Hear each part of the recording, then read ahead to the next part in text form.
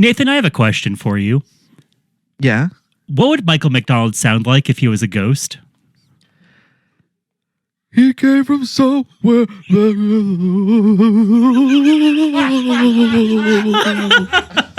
is my favorite thing I've ever heard. That's pretty, yeah, you're right. That is the greatest. You gave us a gift. That's what that was. That was a pure gift. Wow, the first thing producer Jeremy's ever liked on our show. Hey, I hope you like that spooky first joke, everyone, because it's Halloween time here at Network Special. Da da da da da da da da da da da da. Ghosts are booing and chains are clanking. Da da. Yeah. And famous Halloween holiday song. Yeah. And I'm Zachariah. And this is my co-host, who? Nathan. And this is our producer, Boo. Jeremy Demery. I was on it today. I was ready to roll, baby. I was on that on Switch. I was ready to rock. Oh, boy. Somebody's very high on goofballs. This is Network Special, the only podcast you need if you love hearing men talk about appointment-based television era shows, that beautiful, beautiful era when you had to watch what was on TV when it was on and then it was gone. But now, thanks to the magic of the internet, we can watch these little curiosities over and over again. Wasn't that a great movie? Yeah, especially when that guy turned into a skeleton. Are you serious, Chet? I hated that part. It was too scary. My mom says don't believe everything you read, or everything you see. Well, it looked like real magic to me. Maybe your eyes were playing tricks on you.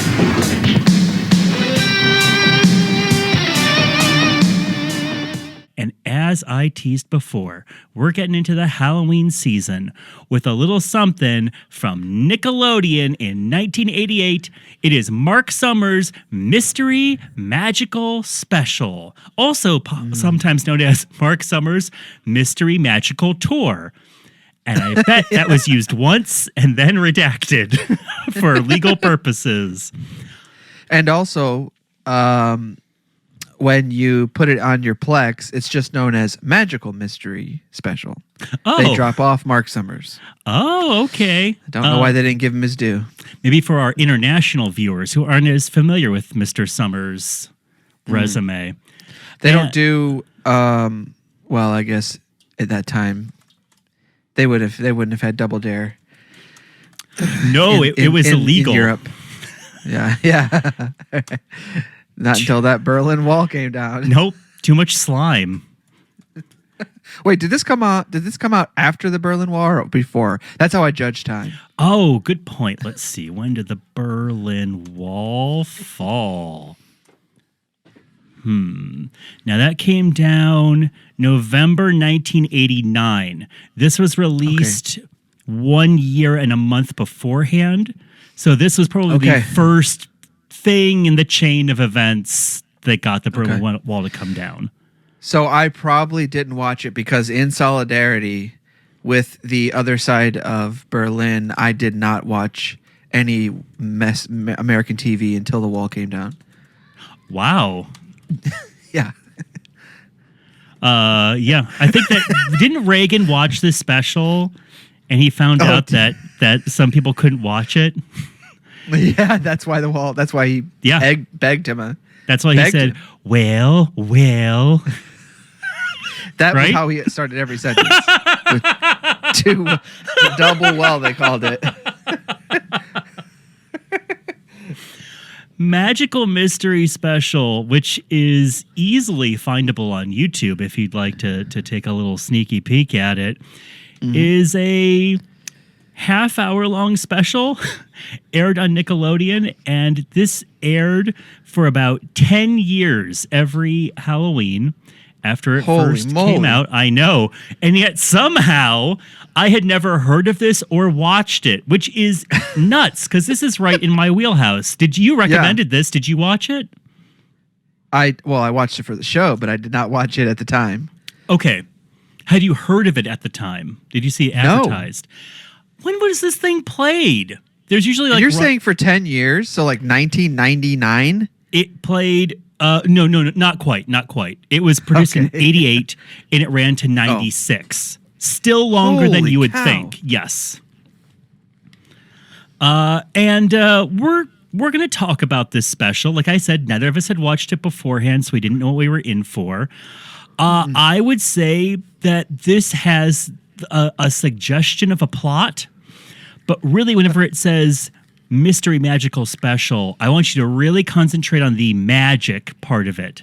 Because the magic part of it is the lion's share of this special.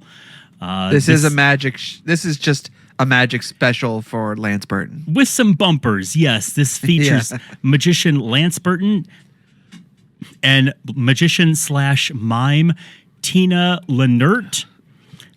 And, okay, well, calm down. Not there yet. Boy. The thought of a woman in show business makes Nathan just makes my spine shiver. Yeah. You should have seen me hold him down when that Ghostbusters remake came out. Oh man, I was the first one to review bomb it. Can we? This is kind of like a Lance Burton and Friends, although like in my mind, he's not really friends with them. I don't think Lance Burton has friends because of kind of the way that he is as a human being. First off, let me ask you, when you were a kid, did you like magic shows? What was your relation to magic? Yeah, I hadn't grown cynical yet. I enjoyed, the old disappearing coin from time to time. No, I had like. Did you grow up in the 1800s? You had your stick and your hoop down the dirt street. Yeah. I'm still amazed by how many coins I have in my ear. I had like this little like magic contraption that I don't know what it was. I'd love to actually find it, but it was like a big black box with like 10 different kinds of tricks in it, and you could shove a foam ball in one of them and push a door and it would close it in the wall, and then a foam bunny and another one, and it was basically just cramming foam things against things. And that's how it did all its magic, but it felt, each trick felt different somehow. Liking magic, I also had a magic kit. I guess I had a very basic magic kit. My parents never splurged for like the big Blackstone magic set at Toys R Us or anything like that. Yeah. But as you can guess, as a little ham bone of a child, the idea of performing magic was so tantalizing to me. And there was a kit you could check out of the library. It was like a VHS of how to perform magic tricks, and it had a couple like things with it, a lot of foam things again, and ropes and a couple rings, I think. It was a kit you could check out from the library? Yeah, it was a little nice. kit. And then I would check out magic books that were just confusingly worded enough for me to get frustrated and stop trying.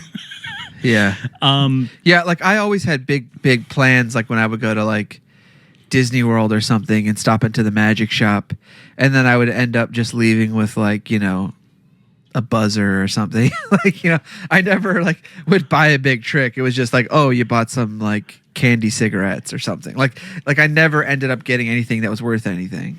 Is there any funnier trick for a child than getting that joy buzzer that is almost as big as your hand? It's a massive metal contraption that you wind up, and you have to like jam your hand into the other person's hand for it to work. And the thing that hurts about it isn't the buzzer, it's the fact that you're pushing a metal post into somebody's palm. Yeah, and the picture on the outside is like, no, if you get this, you're going to electrocute someone to death. Yeah, it's like throwing them against an electric fence. Yeah, that's what the picture is. You see their skeleton.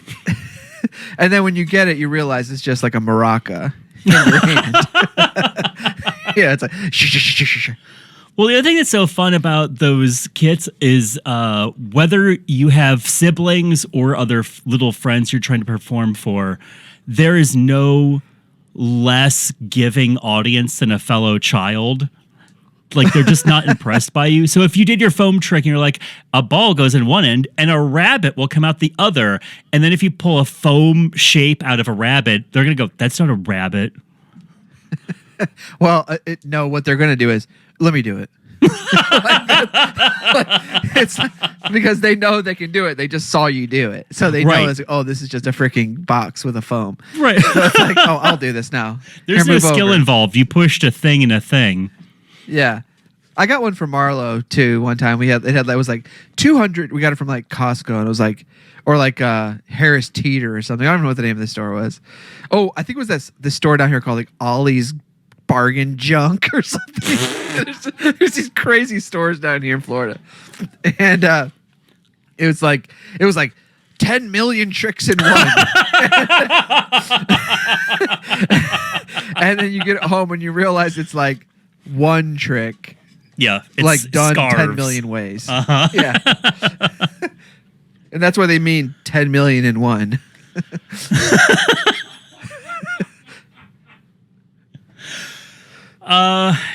Yeah. So, okay, so that's our personal relationship with performing magic for people. I guess as far as like me watching it went, I would watch the David Copperfield specials, which we will get into at some point on this show. Yes. Especially because another peek behind the curtain, when Nathan and I were recording these episodes, we took a little break for a month or two, and I took it upon myself, and we thought we were going to do David Copperfield next. So I have watched literally every single David Copperfield special since the early 80s to like the early 2000s and never felt more burnt out on entertainment. So we will do them at some point soon. And then I guess like seeing old reruns of Doug Henning. Remember Doug Henning? I remember the name. He's past our time. He's the guy who had long hair and kind of buck teeth, and he always wore jumpsuits with big rainbows across them. And he'd say things like, magic is magical, and believing is magic, and magic is belief. He's got like buck teeth and a big like Daffy Dan mustache or whatever. Yes. He looks, for all you Cleveland people. He looks like he was kicked out of Foghat for being too happy. Yeah, he does. He's like, I'm looking at the picture of him, a poster of him, and it's like him holding a lady dressed up like a butterfly, and it looks literally like he's saying magic. There's an amazing TV ad I need to send you from the early 80s where they built a musical around Doug Henning called Merlin. And as you can guess, he did like a lot of magic tricks, but I think it also required him to act, which Doug Henning is not good at. So I think it's one of the biggest Broadway flops at that point. I see it. There was a segment at the Tony Awards. Yes. That's up there too. But there's a really great commercial where he's like, believe in magic. Hello. Do you think, like, do magicians today respect him? Like he's like one of their elders? Gosh, I don't know. I would be terrified to get too deep into the magic community and find out what all of their opinions were. I know magicians kind of poo-poo David Copperfield just because he is more PR man than amazing magician in a lot of ways. Well, like when podcasts were like first making their way out onto the scene back in the old iPod days, I listened to pretty much almost anything I could find that was like someone famous doing something. And so I listened to a radio show that Penn Jillette posted that he was doing in Vegas or something at the time. And he would just, he would spew all his libertarian bullshit, but like but other than that, he would tell interesting stories about magic and he would talk about magicians and things like that. And I don't remember them really mentioning these old guys. They really just made fun of like people who are around. I think he seems to be a guy who tries to mind his own business when it comes to other magicians. Penn Jillette? In terms of like critiquing by name. Unless there's do you know what I'm saying? Unless there's a big story out of it or something. But I didn't get the sense that he's like calling out bad magicians, you know? You know, that is such small group. Like the number of magicians that people could name that are famous enough for that is so small. I'm sure he doesn't feel like getting into a major Vegas war with everybody. Well, and he does that show that Fool Us, yeah. Yeah, where the magicians come out and they have to see if they know how to do the trick or whatever. And he's never like, that sucked. Don't even bother. He doesn't seem like a monster. But they had David Copperfield on, and they fooled him. And David Copperfield, who has that maniac Tom Cruise energy of just being a little too awake and a little too focused looking, you could tell David Copperfield is just seething inside. He's gonna like buy a box of animals to throw against the wall later. Where do you buy that? Those little animals? You go to David Copperfield's weird rich person island that he charges people like $10,000 a day to go to sleep in. Does he own an island? Yes, he does. He owns an island. Oh God, it has a name like.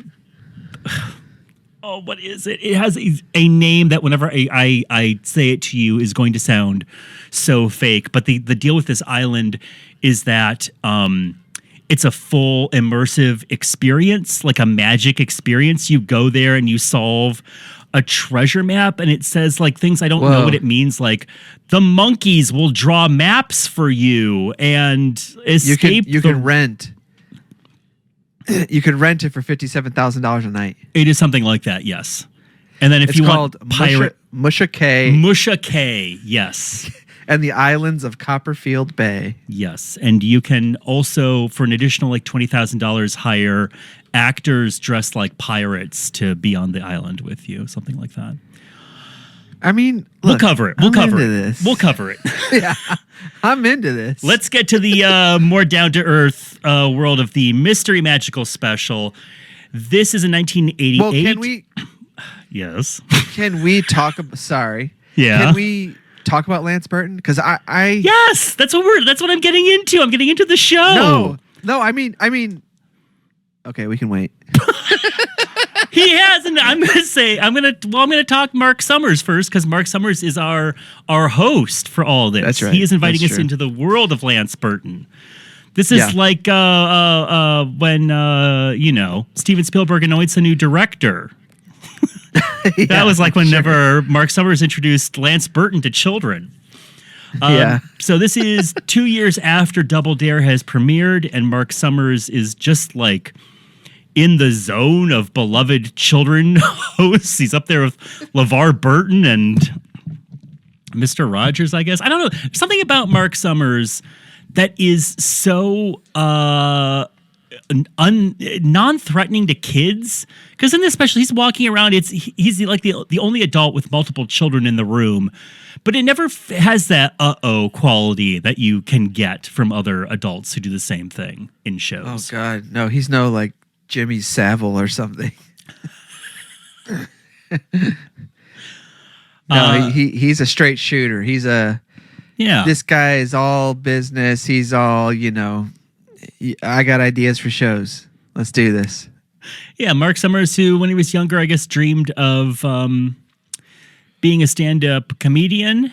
And whenever he was first introduced to this, I was like, oh, Marc Summers is doing an acting role. I wonder why he never did more acting. And then you quickly realize why. Because Marc Summers is an excellent host. And boy, the guy cannot act to save his life. No, he reads as if he's hosting one of his shows. He reads as though there is somebody else controlling his body from a different room. And he's saying his dialogue.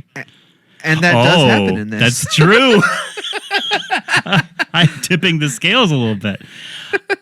This starts off where Marc Summers on a dark October night is driving Jonathan Brandis. Sidekicks famous. That's right. Sequest SVU's himself, Jonathan Brandis.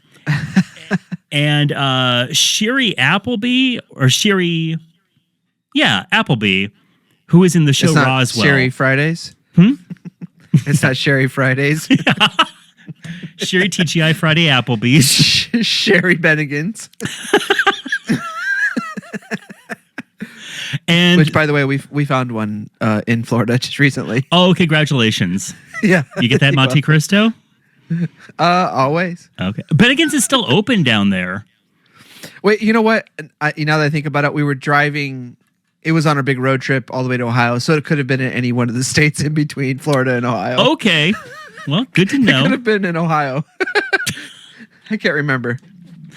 So it's those two kids and an overweight kid who I thought was the kid from the movie Angus for a second, but it's he would not. have been. When did Angus come out? Angus was what, 96? So this kid would have been like almost 10 years old, like almost 10 years older. How old is Angus supposed to be in Angus? I don't know. Well, it doesn't say like Angus, 10-year-old boy. well, why are you saying it's impossible then? Well, because I feel like he would not have been that much old. I think he would not have been. I think that kid's way older than the guy who played Angus. You think Trenton Tegan, the overweight kid in this, is way older than Angus? Is that what you're saying? Let's find out.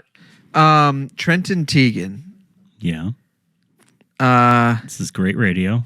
He was in The New Lassie. Big Yeah, Girls Don't he Cry. wasn't in anything. He basically was not in it. He was in one or two shows, and then that was that. He was in Wonder Years. Is he going to be in the reboot? Oh, yeah, I'm sure. Okay, so he was born Fan favorite. 1977. 1977. He's 1 year older than I am.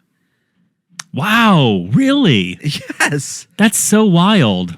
So then Angus, who is played by Charlie Talbert, Sure. have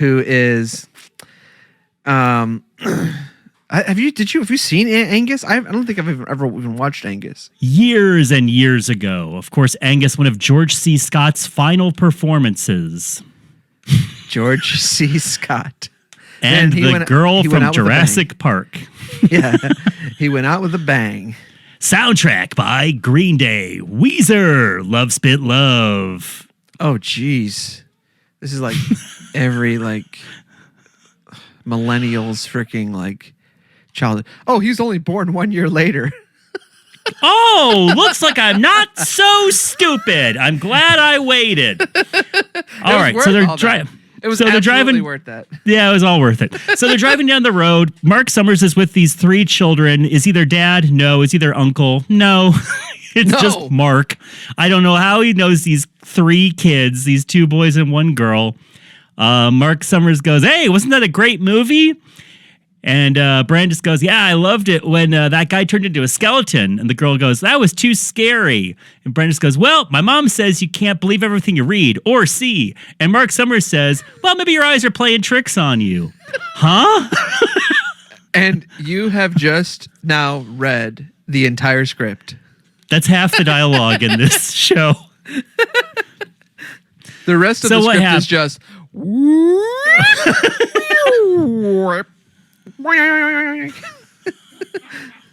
magic sounds. Marc Summers makes a wrong turn somewhere, gets a flat tire, and winds up in front of the Magic Castle, which is a real private club in California. That is a Yes. private club for magicians and the friends of magicians. And I haven't been, but I need to go because I now know somebody who is a standing member with invitation privileges to Magic Whoa. Castle. So I need to go before this place closes down someday. But Magic Castle is a big, spooky looking mansion, and you go in there and it has like the portraits where the eyes move, bookcases that slide over and are secret passages, things hidden all over the place.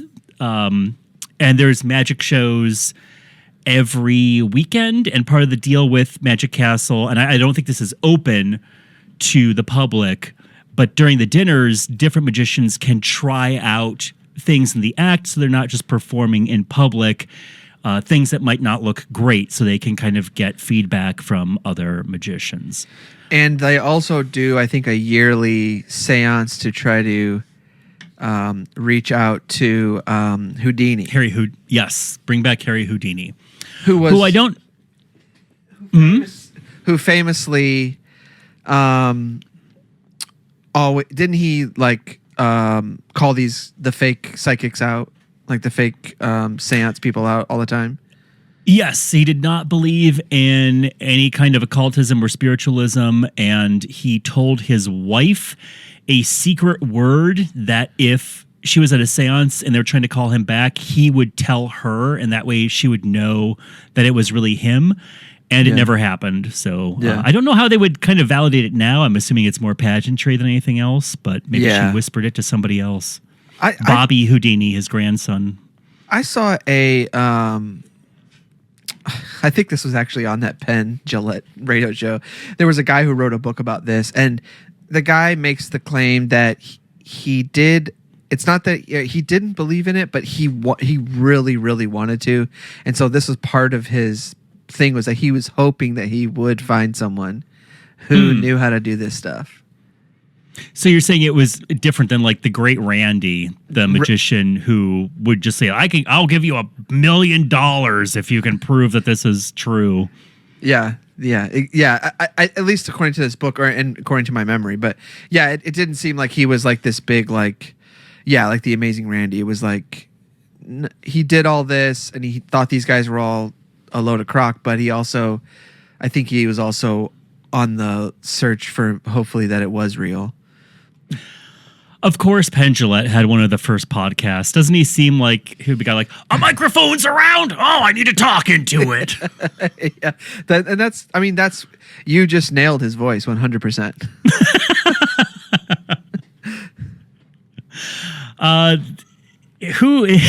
Before they pull up to the Magic Castle, who should leave the door of the Magic Castle in a huff but John Astin, who played Gomez in The Addams Family, who's storming out saying, I'm leaving this place. There's too many weird things going on. Do you think that was in real time? Like he was like, where am I? Because I saw him in the credits and I was like, oh, okay, cool. He's going to be one of the... It was like, no, it was like he's just like leaving the shoot. John Astin, he leaves and they pull the car up and he goes, Marc Summers asks if he can use the phone and John Astin goes, be my guest, and he leaves. And that's the last we see of John Astin. Do you think he was just on the Universal Studios Florida like backlot that day, or he was filming Thunder in Paradise with Hulk Hogan somewhere in Orlando? Somebody asked if he could have like $500 to have John Astin on. Yeah, but wouldn't that have been in Hollywood or LA? Hey, baby, there's the the Magic Castle. What would have been in LA? Since they're filming. You're absolutely right. Yes. But I know what you mean, though. Yeah, I know. I don't know. I mean, who knows? Who freaking knows? I got mixed up because I couldn't remember if Double Dare filmed in the Orlando Nickelodeon studios. It did. Okay. Because you could try out for it. And I did. Oh, in Florida? Okay. And I failed miserably. Okay. What was the audition process? It was the most Nazi version of Simon Says. Oh, okay. It was and they tricked you good? Like it was one of those ones where they would get like 20 people in one go because of how like they never stopped playing until there was only one person left. Mm-hmm. I mean, that is how you play Simon Says.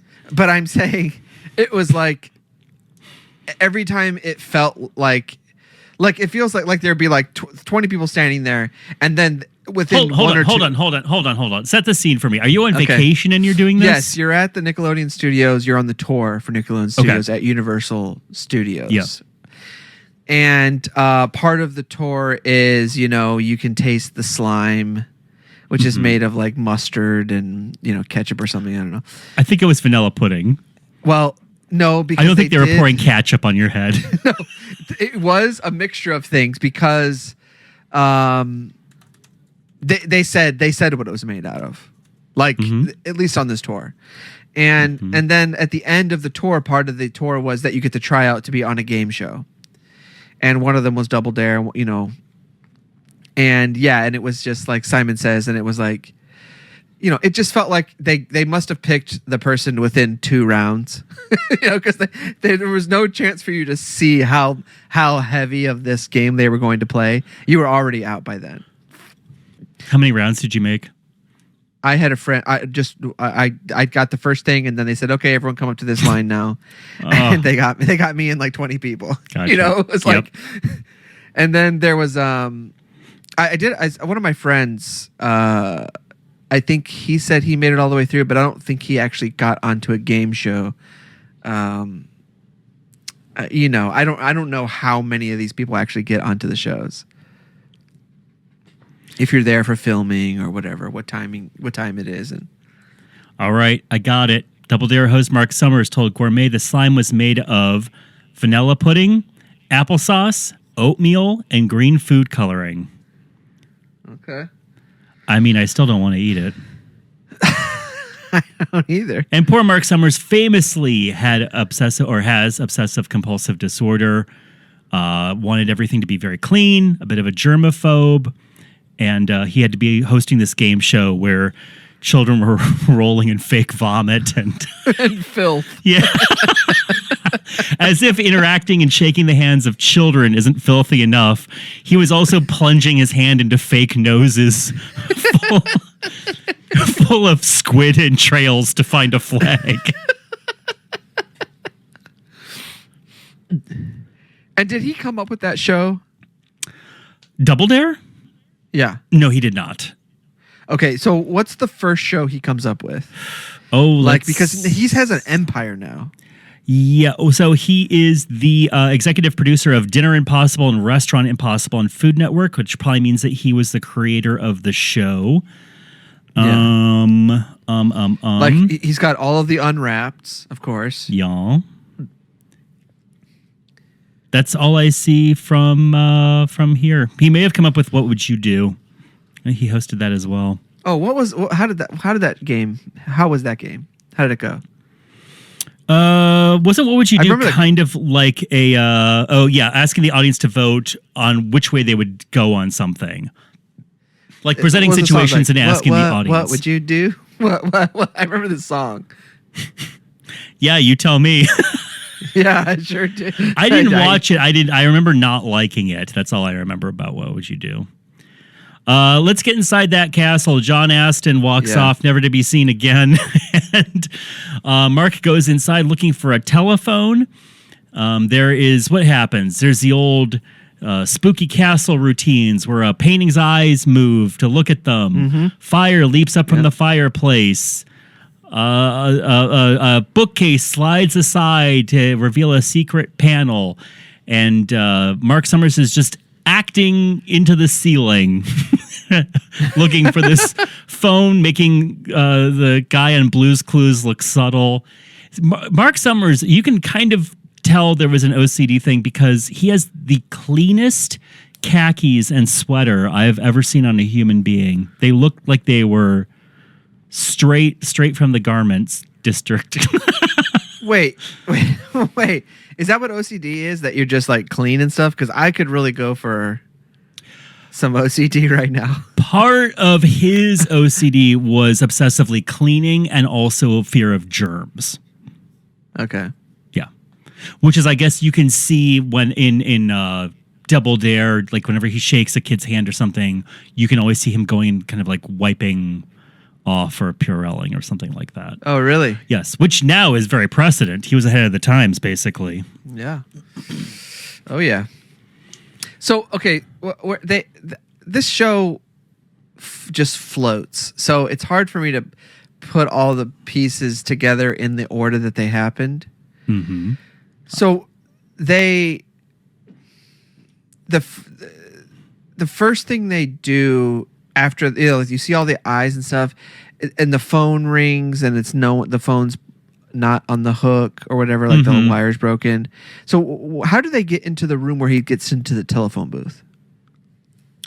Well, first the bookcase slides aside and they fall into another room. And who should be in the room but the person who you can't wait to talk about, world famous magician Lance Burton. Okay, that's right. So then he does his little routine. Lance Burton with the candles and stuff. Here's what's so odd, but also kind of refreshing about this special is now we get to just see Lance Burton do his close-up magic routine. But there's no dialogue introducing him. He's not like, oh, magic can be everywhere and don't be scared. He just silently starts performing without speaking. And Mark and the kids just kind of sit there and go, oh, okay. Yeah, no one's like, excuse me, do you know where the phone is? No. Like they're just like, oh, cool, magic show. They're enraptured by the magic of Lance Burton, who, guess what, is a excellent magician. I know that's not like a big hot take, but this is the kind of magic I'm really impressed by. Yes, it is impressive whenever they do stuff like make the car disappear or whatever, or they have those big boxes that they're cutting people apart in. I don't love magic where they have things in boxes or containers or stands or curtains where they're obviously standing on a prop that's just meant to hide something. Yeah. Like I can't relate to it. So in some way, even though I know it's big and it's hard to do, it doesn't look miraculous to me because it looks like a trick mechanism. But Lance Burton is doing this thing where he's making birds and candles and cloth and fire and rope appear out of nowhere for a long time. Like stuff just keeps coming out of the sky. And it's really impressive. Yeah. I mean, I have something happened along the way of like I learned like how a trick is done or something. And I can't remember, like on Reddit or like in the YouTube comments or something. And ever since then, I can't figure out magic tricks, but I can make a guess based on like. Sure. There's kind of like, there's kind of these ultimate like, so that like obviously the doves are like. He's just sleight of hand to get them out of his jacket or whatever. Those kinds of things, like all of that stuff. So I'm never like in awe, like in the sense of like, this is magic. Like, magic's not real, of course, but guys like that, where you're just like, they do the thing that even if you know how to do it, like they do it the best. Yeah, it's so smooth and flawless. Like, it's so cool. Yeah, there was tons of people like that on Full Us on that show where they're just doing this thing, and you're like Penn and them are like, this is the best version of that thing. We know what it is, but it's the best thing. This is insane, Right. Or we know how that's done, but we don't know how you did it. Which like that stuff's the magic to me. Lance Burton. A guy who kind of seems like he might just be a simulation of a person. He not the most personable guy. I mean, I there is something about these big magicians. They are like ciphers. Like I tried looking up a biography, like mini biography of Lance Burton or David Copperfield or all these people. There's just almost nothing. And I don't know if it's because they keep everything private because they want to have mystery around them, or are they just such perfectionist, obsessive maniacs that they don't do anything else with their life but work on their career and their craft, which I could easily imagine. Yeah, but what's Lance Burton doing now? Lance Burton is doing some touring. In 2010, he ended a 31-year Vegas residency, which is the longest residency in the world. Okay. I've only been to Vegas once, and it was years ago, but I remember the room key, or the room card key that I had Lance Burton's show's ad on it. Okay. And now he looks like a guy who just pulls chicks. Yeah, maybe. He looks like one of these guys who's just like DTF all the time. Like after every show, like, you know, like he's just like, he's got this.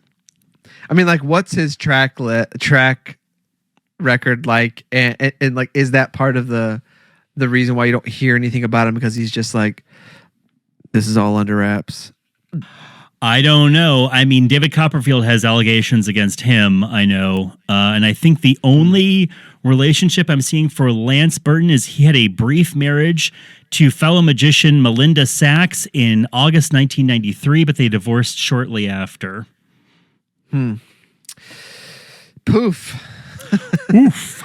But he's like 61 now. If he doesn't want to tour ever again, I assume he has more money than he could ever spend in a lifetime, unless he has horrific gambling debts or a shark buying addiction or something like that. Do you think he has like a... Oh my God, will you wake up? Sorry, this is just... Oh, yawn directly into the microphone. Sorry. I'm trying to duck it, but it's hard. Do you think he has like Penn Jillette's house looks like a jail or something, like a prison? Do you think like he has like a... Yeah, you ever seen his house? No. It is like, it is just, I don't know if he has a different house now, but I saw like a cribs, you know, or whatever of him. And his house is like, it looks like a prison yard. Like it's like a big cement block, and there's like the second floor where people would be coming out of their jail cell, like looking over the top. Is it just very modern, like that brutalist architecture, just like a block on a block? Well, he describes it in that way. Like it is designed to look like the way it looks. Okay.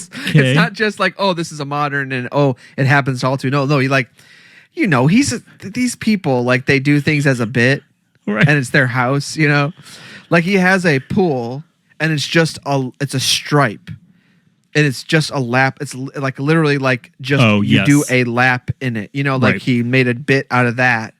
You know, like everything's a bit. Like sounds great. Like so, like do you think that's what I'm saying? Like, do you think like Lance Burton has like, you know, like false walls and stuff or something? Maybe. I bet you he has a swimming pool with a B at the least in the tile at the bottom, or at the most, it is shaped like a B. Like an L and a B, like connected. Yeah, or like a suit of cards. Yeah. His bed's shaped like a big bunny. Oh, yeah. His laundry hamper is a top hat. Gosh. When you open his front door, pigeons just fly out, or doves just fly out everywhere. He's just like, I have a guy. I have a guy who gets me these doves every day. Can I tell you a great dove release story that I heard was, I guess in Disney. Okay, thank you. Sure. I guess in Disneyland, there's like a Sword in the Stone show where like Merlin will come out and do magic routines for people. And there was a routine where he would, at least at some point, I think it's been fairly recently, but he'll release doves, and they had to discontinue it because after a while, hawks figured out when during the day he would come out, and so he would release the doves and hawks would swoop down and grab the doves from midair. Is there a video of this? No, I think this was previous. Well, they stopped doing it when they figured out that the birds had figured it out. I would love to see a video of kids like, yay! Ah! Or they think it was an amazing trick. Yeah. Archimedes! All right. I mean, yeah, we can keep going, but we are halfway through this special. Lance Burton walks off silently. Well, Marc Summers then goes into a phone booth to make a phone call, closes the door, and when he opens it again, he's a scary skeleton sitting at the phone. Yes. So the kids run off, and they see a self-playing piano, which they're delighted by. And then in walks in our next performer, Tina Lennert. And, okay, Nathan, why don't you describe what Tina does? She's being seduced by a mop in a trench coat. Like, this is the act. Basically, it's a janitor. She's playing a janitor who's coming in to clean up, and she's got her like cart with her with like all the stuff hanging on it, all of her cleaning supplies, and she goes over and dusts the piano, and then she comes back and she sticks her arm into the somehow I lost myself in this, but she sticks her arm into the trench coat that's hanging on the janitor thing, and then she pretends as if that is now an entity that is performing magic tricks. The mop is the head, and there's a coat around the mop, and she sticks one hand through the coat's sleeve, and it makes it look like a man, and she kind of does a routine where the guy is making passes at her and flirting and dancing. Yes. And then they embrace. And there's like little tricks, like he turns her hat into a scarf and a string into a bracelet. You can tell this is a routine that she has done 8 billion times. This is like her big routine. I would say it's more a mime piece than really a magic piece. And I think that if you're a very little kid, you would enjoy it. But it is odd in a magic special with 2 acts in it for this to be one of the acts. Maybe there was just not another female magician that they have recommended. It says in her Wikipedia entry that she is a regular performer at the Magic Castle. Okay. So maybe it was part of the deal by letting them shoot there that she perform. Can you imagine you save up all your money, and I'm talking about you, Zechariah. Yes, I'm listening. And you fly out to California. Sure. And your friend finally gets you into the Magic Castle, and you're going to see some close-up magic, and frickin' Lenert shows up and does a mime act. 73-year-old Tina shows up, and it's her like workshopping, so it's not perfect. Oh, she's not resting on her laurels. She's trying out a new thing where okay, she's workshopping a new like mime pulling a string thing, and she's not getting it right, and she has to keep starting over. Like she's like, hold on. Wait. Let me hold on. Wait. Let me start again. Oh boy! Well, she is also a classical guitarist, a harpist, and a founding member of the Mime Company. And then the next night is the Houdini seance. You're like, no. Sorry. Go on. Oh no, that was it. So they leave Tina to her mop man. They tastefully, the kids leave before they start having sex. Yeah, I know. They walk into another room, and there's another stage, and it's their non-relative adult friend, Marc Summers, on the stage in a tuxedo. Yeah. And you've never noticed it before, but Marc Summers has very tiny little stumpy arms. And he starts doing this incredibly proficient magic act where he's making things appear almost as though Lance Burton might do. And that is because it is the old stick somebody's hands through your armpits routine. Yeah. The classic whose line is it anyway game. Right. I don't know why. I guess you had to have Marc Summers do something else, right? He can't just be an audience member the whole time. I don't know why they couldn't have just had him do the tricks. Like they're like, look, we don't have time for you to learn these things. Why couldn't Marc Summers do these magic acts? I'm saying, like, why didn't they just have it that he learned the tricks in this short time because he's at the Magic Castle? Why did they have to have Lance Burton doing it? Because these tricks are probably not learnable in the span of a day or two. Right, he didn't have enough time. then it's the very, very funny reveal. Lance Burton comes out from behind Marc Summers, and Marc Summers goes, "Hey, this is my new friend, world famous magician Lance Burton. He's the one who's been having fun with us." And by having fun, he means locking him in the house, cutting him off from the outside world, and forcing him to watch magic acts. Kidnapping. And this is, by the way, I didn't know it was Lance Burton until this moment. Okay. Because I didn't know, I didn't remember what, this guy looked familiar to me, but that was it. Sure.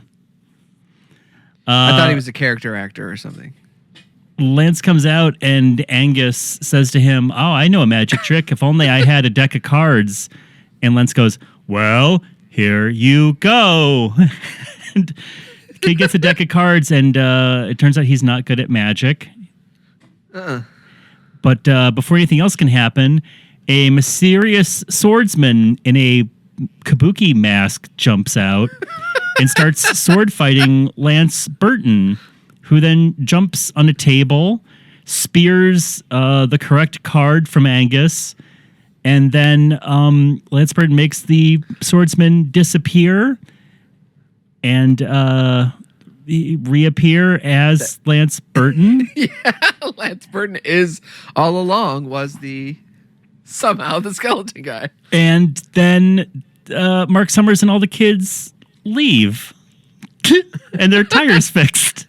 And a guy walks up with a gas can who is probably the director or a producer of the show and goes, "I'm all out of gas. Can you help me? Can I use your phone?"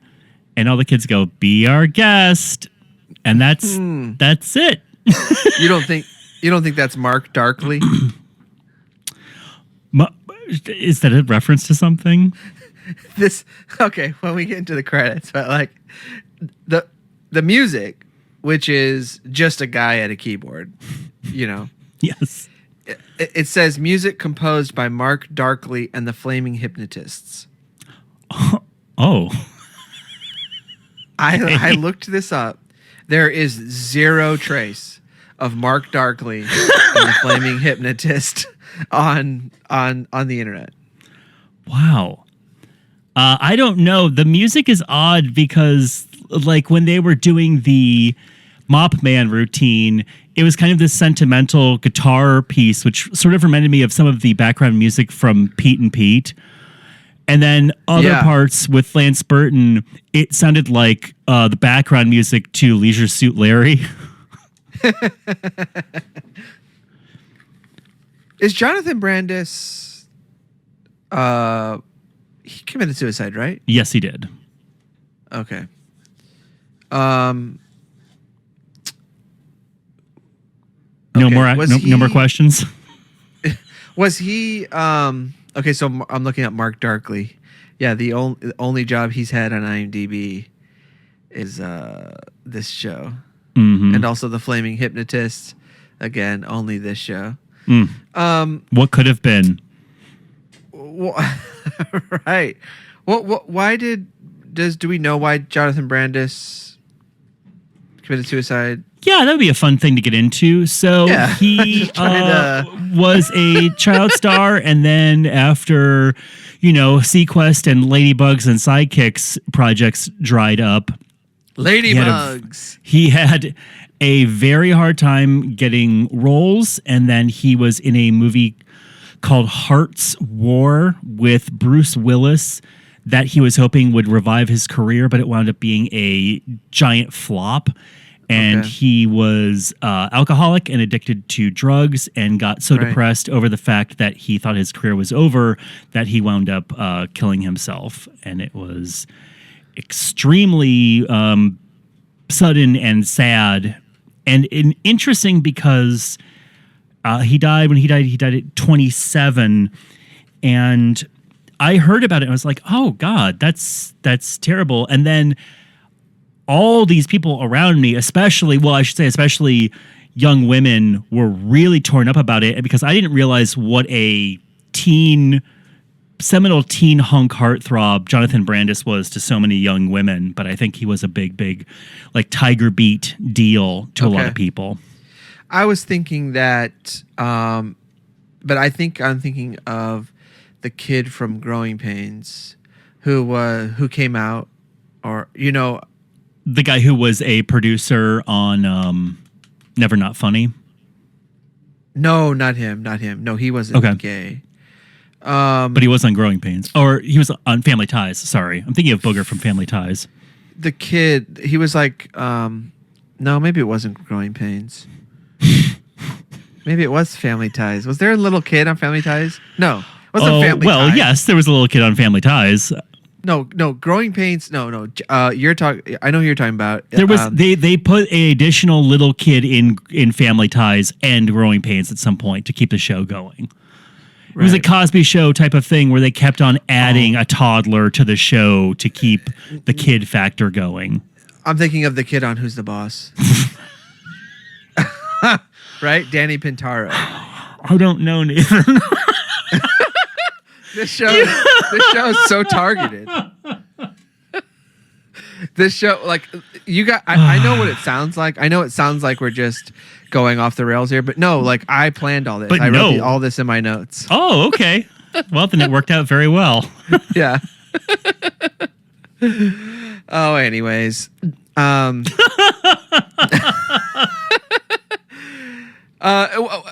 Did you like the Jonathan Brandis thing in this show was very surprising to me. By the way, did you say Danny Pintaro killed himself? I don't think he killed himself. But No, he's alive and well. He's doing fine. But I do think he came out. Maybe I don't remember. Apparently, the National Enquirer outed him as gay. Yes. Okay. All right. That's what it was. Sorry.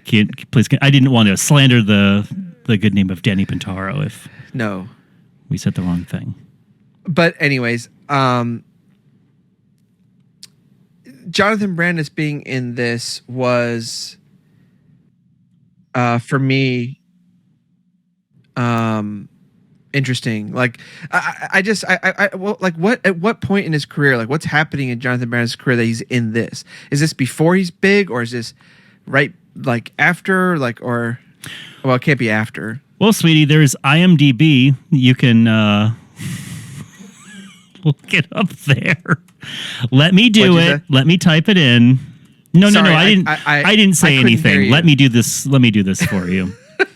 There's this website. I'll tell you about this website afterwards. It has actors on it. Hold on one second. It comes in very useful sometimes if you want to find out things like where they were in their career at a certain year and that kind of thing. Hold on one second. I think I was just on that site. Yeah? Okay. So 1988, is that what we said? Yeah. Yes, here it is. Okay, what's he done? He has been on One Life to Live. He was on the pilot episode of Good Morning, Miss Bliss. Oh, really? What? He was on 2 episodes of LA Law. And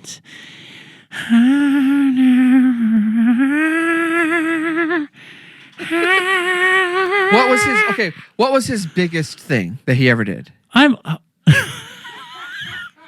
trying to like place. Do you not have the internet anymore?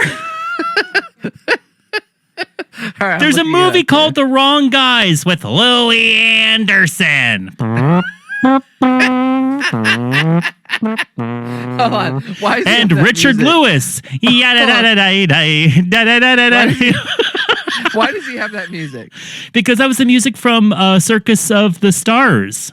Oh, that's right. He came out as the dog trainer. He's like, Louis Anderson, this guy thought you became an animal trainer by eating a lot of animal crackers. That's right. Okay. He's a big act, and I mean a big act. Okay, look. So it says in 1990, he's in It, the miniseries. Yes, right. He was a kid on the It series. I mean, they didn't list. It's not Jonathan Brandis's Magic Mystery Castle tour. It's Marc Summers. So it's not like they're trumpeting him about being in the. That's show. what I'm saying. Like, I did not even. It wouldn't have occurred to me that someone like him would have been on this. But I guess I'm looking at all of the stuff really his main stuff happens in the 90s. Yeah. He's a little bit older. Yeah. The hair grows out a little floppier. He's in Sidekicks and Ladybugs, which I think are maybe the top two things that I remember him from. And that Sequest show, even though it was on for, I think, one season, do you remember how promoted that show was? Because Steven Spielberg produced it. And I think it was one of the first TV series Steven Spielberg produced. And it was really expensive for this NBC. NBC. Yeah. It was from 93 to 96. Mm-hmm. I don't think I ever watched it. Was it a primetime? Yeah, it was. I found it incredibly boring, but I guess it cost a lot of money. I think just anything you shoot with water costs money because water is so difficult to shoot with. Yeah. Yeah, I guess, for me, it's all about ladybugs and sidekicks. if this is turning into the Jonathan Brandis hour. Mm-hmm. I gotta go ladybugs. I gotta go sidekicks. Those two. Okay, Chuck Norris, right. Okay. Rodney Dangerfield. Not the wrong guys. Not the episode of Kate and Allie he was in. Not even the pilot episode of Good Morning Miss Bliss. Okay, all right. Never Ending Story Part 2. Sure. Oh boy, I remember I was like clawing at the ceiling whenever I found out there was going to be a Part 2 to the Never Ending Story, and I went opening day, and it was so bad, and that was one of the seminal moments in me realizing that things could be really awful. You know what it was for me? Drop Dead Fred. Oh, okay. Not enough sight gags? Although now I feel like if I watched it now, would it be different? Or is it really that bad? I mean, it ain't good. Okay. There's a reason why the actor who played Fred, who I think was a kind of a big deal in Australia, didn't keep going. He was like huge. Rick Mayall, is that his name? There's this website you can go to, and I swear you can look up any movie, any actor. I'm there on the internet. Sure. Yeah. Huh. Okay. So Rick Mayall is like a huge English stand-up comedian, and wasn't he part of the Young Ones or whatever? Is that right? Was that him? If only there was a way. Oh my God! Yeah, we need to end this. We need to end this. We need to end this 10 minutes ago. Marc Summers, Mystery Magic Special. Is it 2 pumpkins up, or is it a sloppy bowl of goblin cum? Jeez, that is sloppy. That went a lot more graphic than I. Yeah, and it wasn't so bad. It was going just fine until the last word. No, I give this 2 sword fights. Okay. An option not available to him, but we'll accept it anyways. I'm going to give this one a pumpkin pie. Nice. No, I don't. I like the magic, but this was old magic, like in terms of what we see today. Do you know what I'm saying? Like I've seen these routines like so many times since I was a kid. So. I will say magic, for as much as a magician would probably argue with you, I wouldn't say magic has really come that much farther than this routine that Lance Burton is doing. No, all magic is the same, just done better. I mean, that's why Penn and Teller can figure it all out, because it's all built on the same ideas. But no, except I'm just saying, for Mind Freak. Yeah. I'm just saying, I've seen the candle out of the handkerchief gag 50 times. I mean, this is for children. Yeah, but the magic's fine. You get rid of Tina, and I give this 3 sword fights. 3 sword fights, okay. And if you're kicking yours up, I'm going to kick mine up to a pumpkin pie and a half. We have to find out if Chris Angel has any good specials on TV, because boy, that. Oh boy. Need some laundry on those abs. All right. Yeah, go check this out. It's. I think I texted you before and said this show is the definition of painless. Yeah. It really is. Nathan, I can't imagine anyone would have been anything less than dazzled with this episode. As dazzled as you would be seeing world famous magician Lance Burton come out and do magic from under Marc Summers' armpits.